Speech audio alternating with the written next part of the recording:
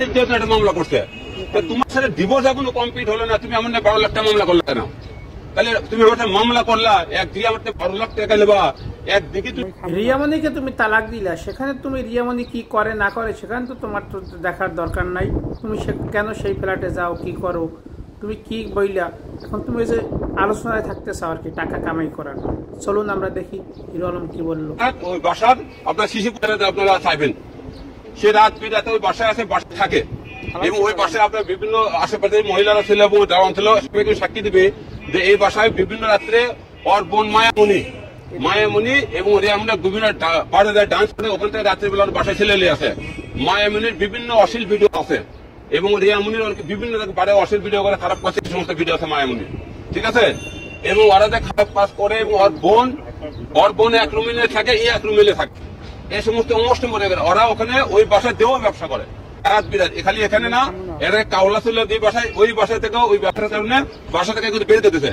ওরা 2-3 মাস একটা বাসায় বেশি দিন থাকতে পারে না, 2-3 মাস পর পরে বাসা থেকে বের করে দেয়। বিভিন্ন রাত বিরাতে ওরা ছেলে পেলে দেয়। আচ্ছা আলম ভাই, রিয়ামণি যখন লাইভে আসছে তখন আপনার ফোন কোথায় ছিল? আপনি লাইভে আসতে পারলেন না কেন? রিয়ামণি যখন ফোন কেড়ে নিয়েছিল, মেয়ে ছবি আমার সেটা আইলেছে, আপনার ফোন ওরা কেড়ে নিয়েছে, কেড়ে নিয়ে তারা লাইভে আসছে। তো আমরা দেখেছি রিয়ামণি ছিলেন তো সো মেরে আপনাকে যেভাবে আঘাত করেছে, যেভাবে মারধর করেছে, আপনি কি তার শক্তির সাথে পেরে উঠতে পারেননি?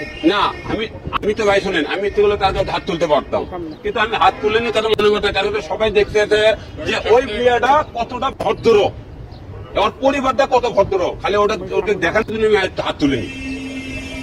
আপনি কি এভাবে নারীদের হাতে মাইরি খাবেন?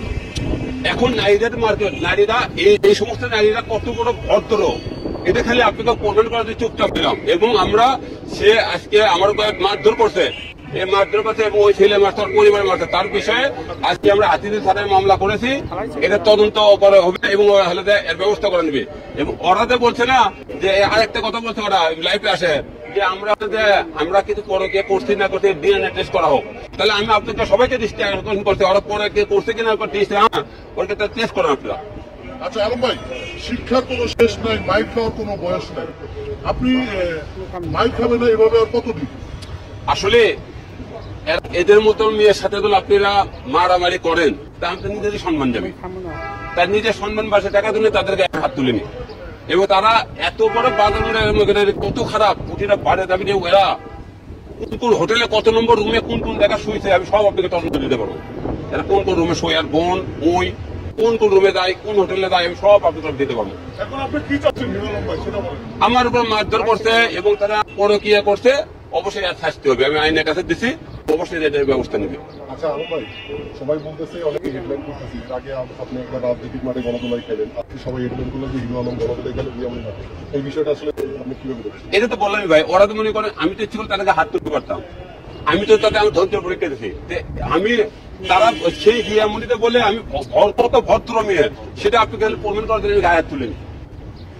বাসায় যাওয়াটা কি আপনার যুক্তি ছিল এই মুহূর্তে? হ্যাঁ, কেন যুক্তি ছিল না?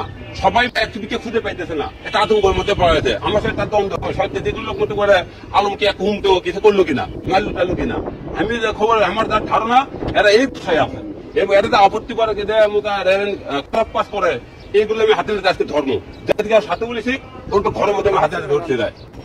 যে মেয়েকে নিয়ে আপনি সংবাদ সম্মেলন করেছেন, সেই মেয়েটি এখন সেই মেয়ে হলে ওখানে থাকছে, ওই যখন শুনছে ওপি অর্ডার হলে বয়ফ্রেন্ড ওই বাসায়, সে ওকে ধরার জন্য আসছে, সে ওই মেয়েও ওখানে আছে ওকে ধরার জন্য। হাতে নাতে ধরতে গিয়ে মাইকটা খেলেন? হাতে নাতে ধরছি বলে আমার মোবাইল খেলে